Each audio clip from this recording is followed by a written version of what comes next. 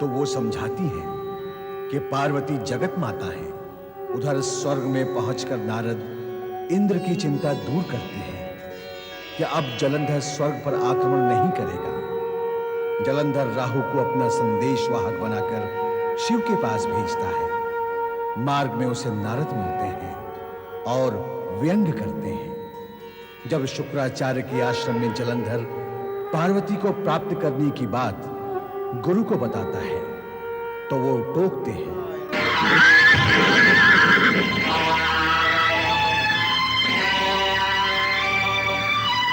जलंधर की जय!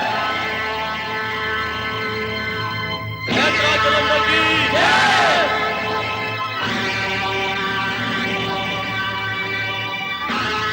जलंधर की जय! जलंधर की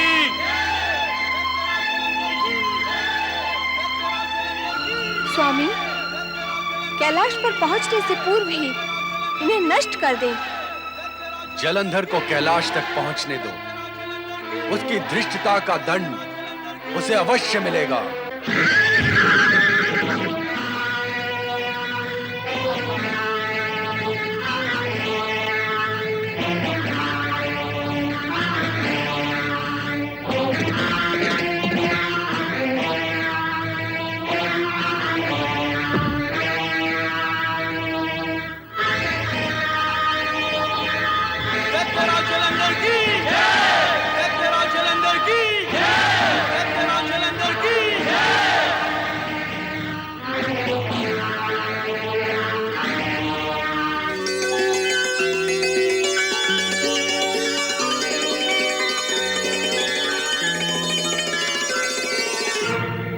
शिव, यदि युद्ध से बचना चाहता है तो पार्वती मुझे सौंप दे मुझे पार्वती।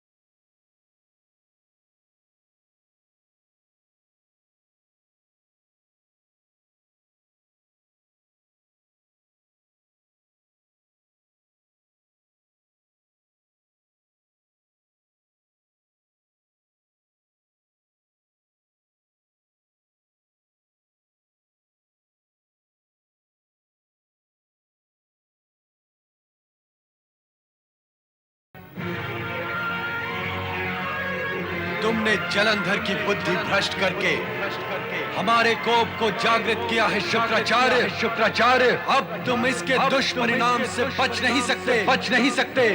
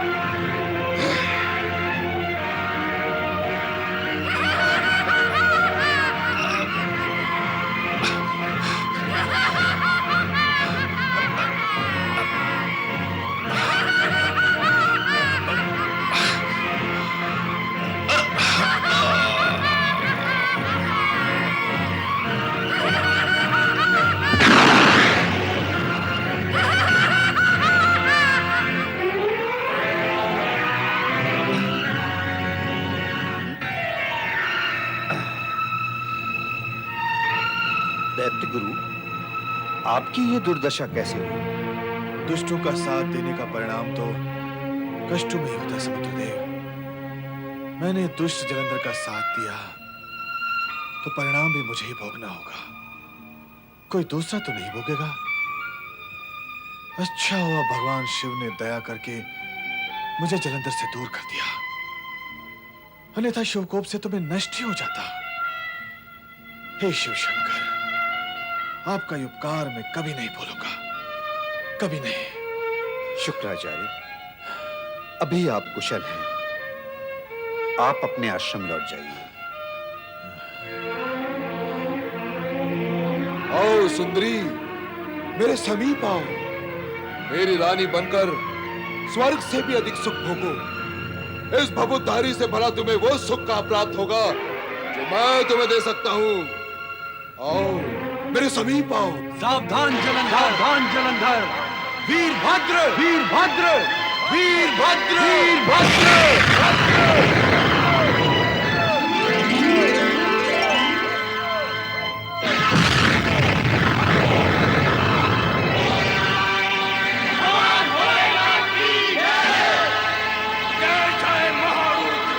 वीरभद्र, पार्वती पर कुदृष्टि डालने वाले इस जलंधर को समाप्त कर दो।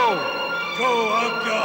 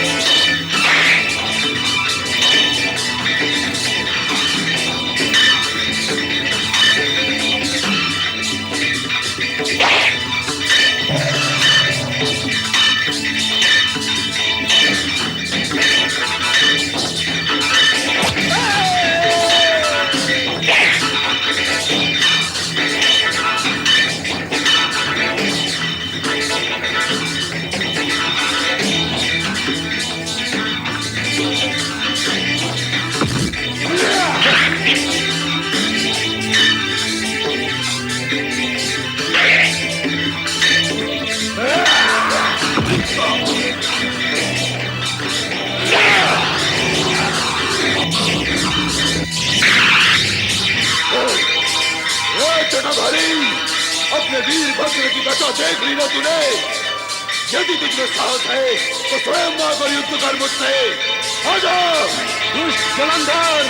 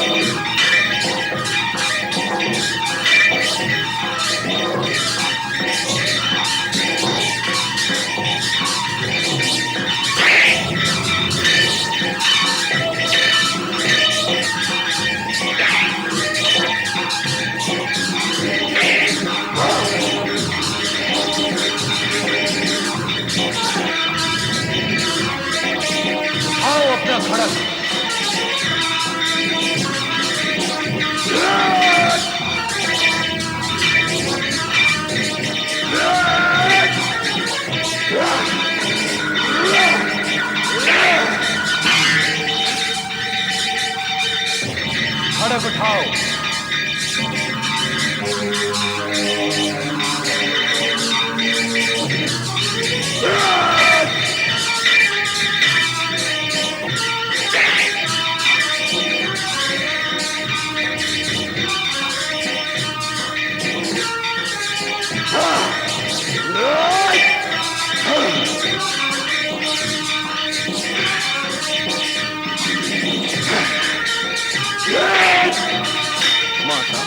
भगवान शिव और जलंधर का युद्ध और भी भयंकर हो गया है।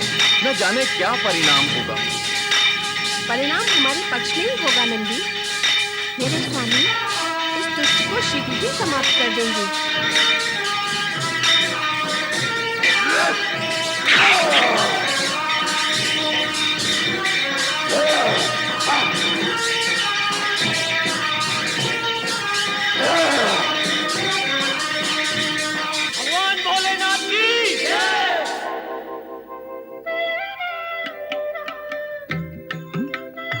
युद्ध अब समाप्त हो चुका है।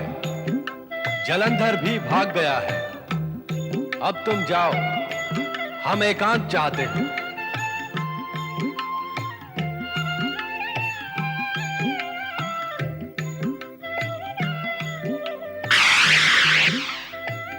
स्वामी, क्या हुआ?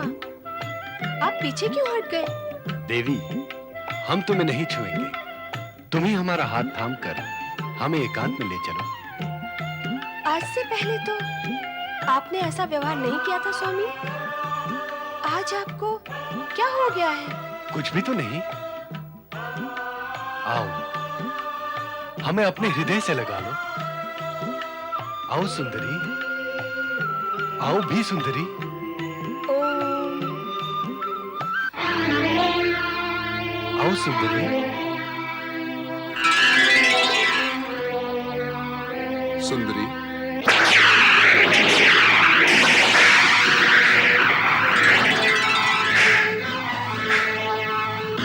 मायावी, दुष्ट, जलंधर, अब तेरे जीवन की श्वासें समाप्त हो चुकी हैं। तू अब जीवित नहीं रह सकेगा।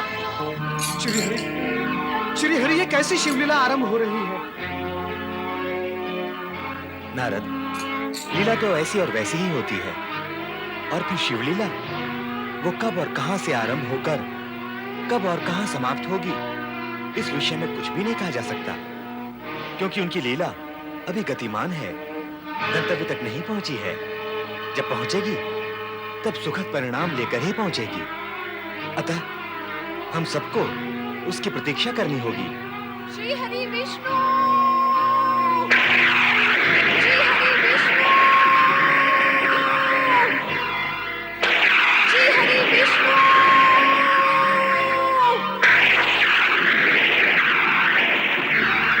आप शीघ्र कैलाश भवन पर पधारें। श्री हरि, माता पार्वती आपको बुला रही है। लगता है कुछ अघटित घट गया है। हम तुरंत वहां पहुंच रहे हैं।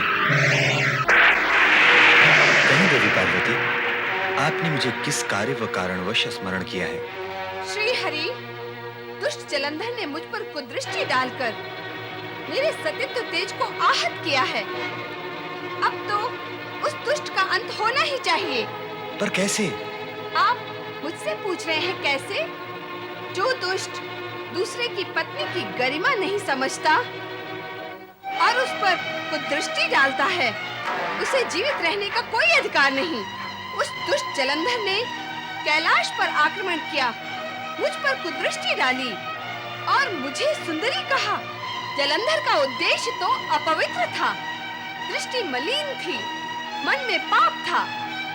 हम तो जलंधर को समाप्त करना चाहते हैं। फिर उस असुर ने मेरे स्वामी पर प्रहार कर उनकी शक्ति को चुनौती दी है। क्यों? किस कारण से?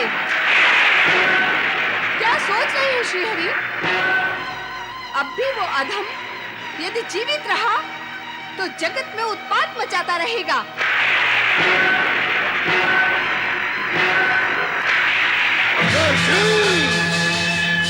हे मायावी, छल किया है तूने हमसे। तू दंड पाने के योग्य है। दत्तराज महाबली जलंधर हूँ। मेरा जन्म ही युद्ध करने और देवताओं को परास्त करने के लिए हुआ है। ये संभाल मेरा भार।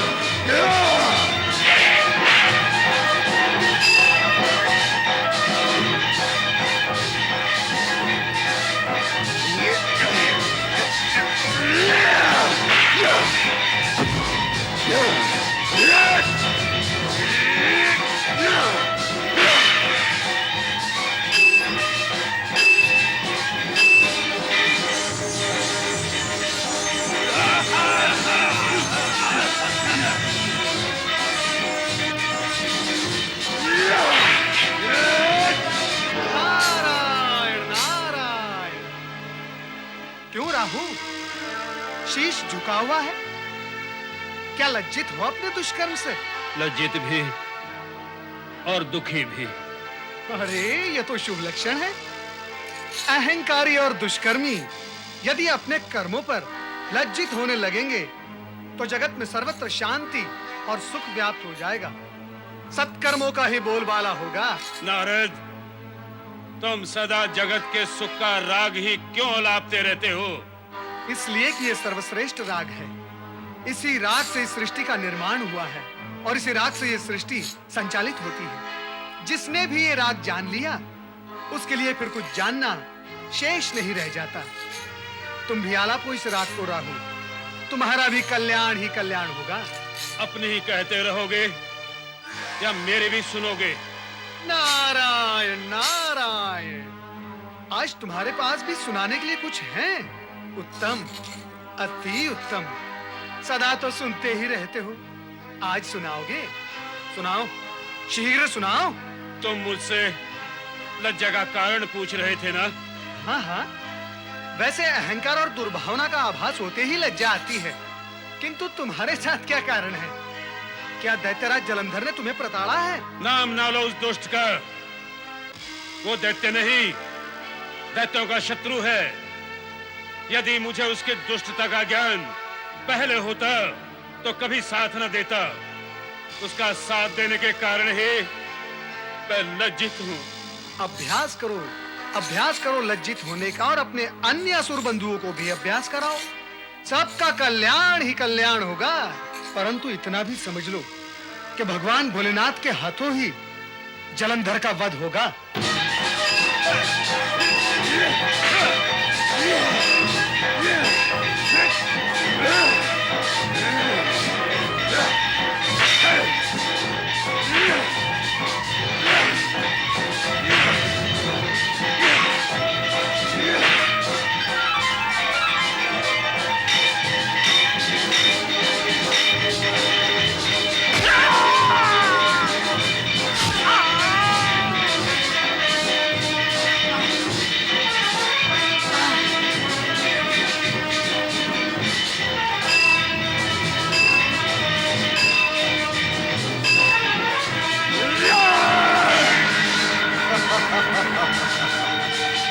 उठाओ अपनी गदा, उठाओ।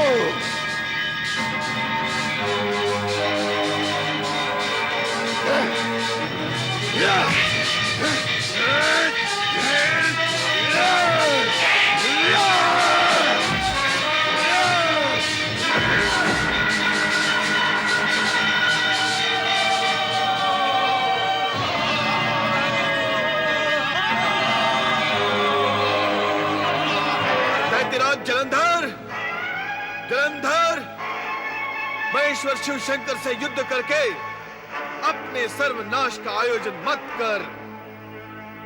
अब भी समय है, कुछ बिगड़ा नहीं। भोलेनाथ बड़े दयालु हैं।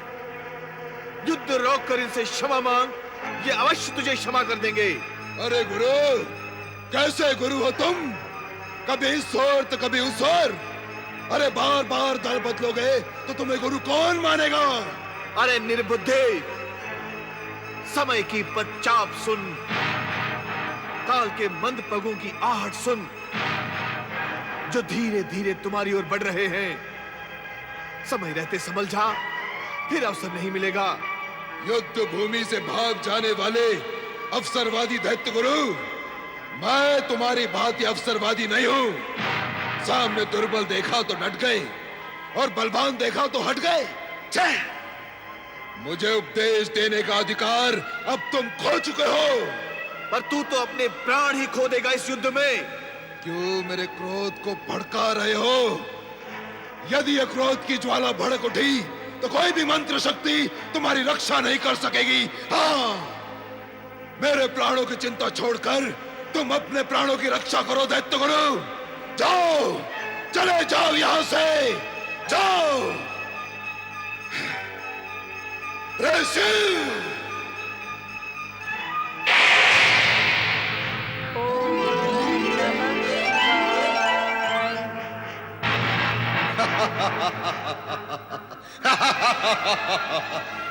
देखा दैत्य गुरु, तुम्हारे शिव का त्रिशूल भी मेरे प्रभाव से व्यर्थ हो गया। तुम्हारी बुद्धि भ्रष्ट हो गई है जलंधर, इसलिए तुम नहीं समझ पाओगे कि त्रिशूल का इस भांति असफल होना शिव की लीला है। परम ज्ञानी ध्यानी नहीं समझ सके शिव की लीला को, तो तुम जैसा पापी क्या समझेगा? सत्य तो यह है कि काल तुम्हारे सिर पर मंडरा रहा है और अब तुम पर आकर बैठेगा अवश्य।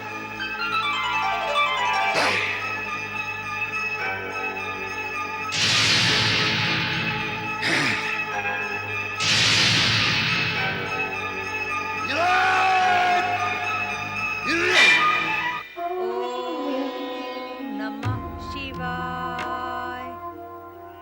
ओम नमः शिवाय। ओम नमः शिवाय। ओम नमः हे विधाता, शिवाय। ये कैसी विडंबना है नमः शिवाय। कि पति शिव के साथ भीषण और निर्णायक युद्ध कर रहा है नमः शिवाय। और पत्नी इधर उसी शिव की आराधना में लीन है। नमः शिवाय। यदि वह अज्ञानी इधर आकर देख सकता तो उसे इस बात का ज्ञान हो जाता कि शिव का त्रिशूल उससे टकराकर असफल क्यों हो गया। वह अवश्य यह भी समझ जाता कि उसकी पत्नी वृंदा की शिव भक्ति और सतीत्व के कारण ही शिव उस पर पूर्ण प्रहार नहीं कर रहे हैं। वृंदा, वृंदा, नमः शिवाय। गुरुवर, प्रणाम गुरुवर। वृंदा, मैं तुम्हें अखंड सौभाग्यवती व दीर्घायु का आशीर्वाद देना चाहता हूं, किंतु मेरे और आपके आशीर्वाद के बीच ये किंतु कैसा गुरुवर? वृंदा, तुम्हारे पति जलंधर की बुद्धि भ्रष्ट हो चुकी है। वो तुम्हारा व अपना हित अहित न विचार कर शिव से युद्ध करके सर्वनाश की ओर बढ़ता जा रहा है। इसीलिए मैं भगवान शिव से प्रार्थना कर रही हूँ गुरुवर। वृंदा, तुम्हारी भक्ति, प्रार्थना और सतीत्व से जलंधर के पाप की मात्रा अधिक हो गई है, इसलिए तुम्हारा सद प्रयत्न भी व्यर्थ ही होगा। नहीं गुरुवर, मेरा प्रयत्न व्यर्थ न होने दे। जलंधर की दुष्टता, नीचता व मलिनता से तुम्हारे प्रयत्न और प्रार्थना की शक्ति क्षीण हो गई है। वृंदा, इस पर भी तुम्हें निराश होने की आवश्यकता नहीं है। तुम्हें अपने सतीत्व की रक्षा सावधानी से करनी होगी।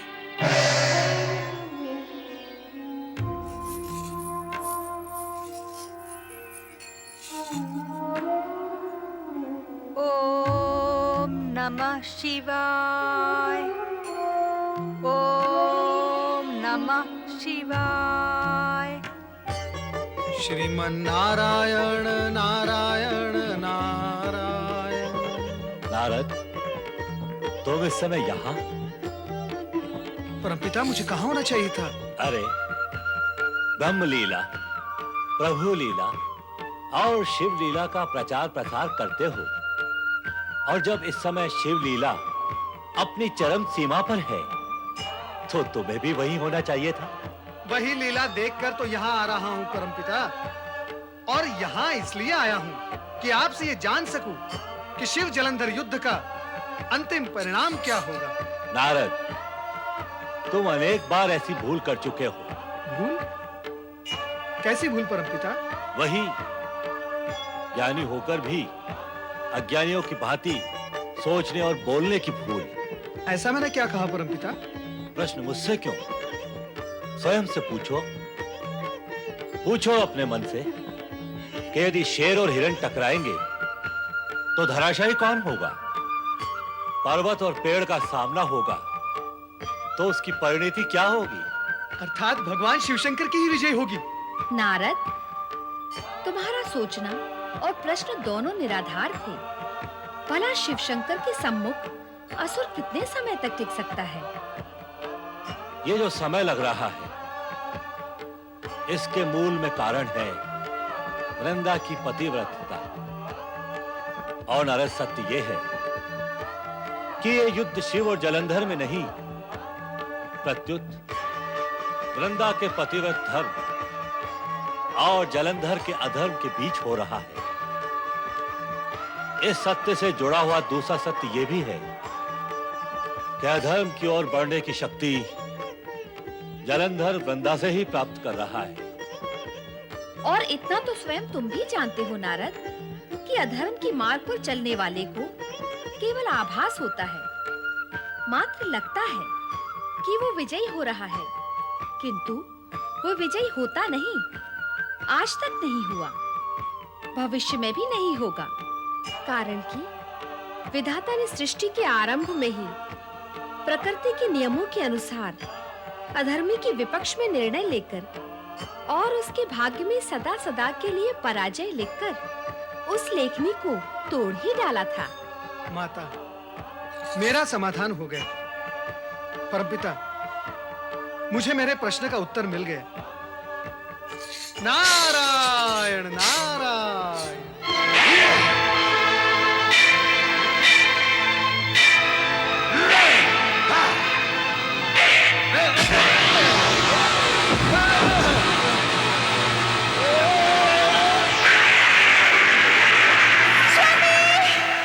क्या हुआ महारानी, क्या हुआ? मैंने एक बहुत अशुभ स्वप्न देखा है कि स्वामी युद्ध से लौट आए हैं। नहीं महारानी, युद्ध से कोई लौटा नहीं। महारानी जी, महारानी जी, महारानी जी, महारानी जी। सेनापति, सेनापति, ये क्या? स्थिति हमारे प्रतिकूल है महारानी जी। असुर सेना शिवगढ़ द्वारा समाप्त हो चुकी है। और स्वामी? उनका कुछ पता नहीं है। पता नहीं है? क्या क्या तुमने उन्हें शिव शंकर के साथ युद्ध करते हुए नहीं देखा? देखा था, किंतु युद्ध करते करते अचानक वे अदृश्य हो गए। हो सकता है शिव ने अपनी माया से उन्हें समाप्त कर दिया हो।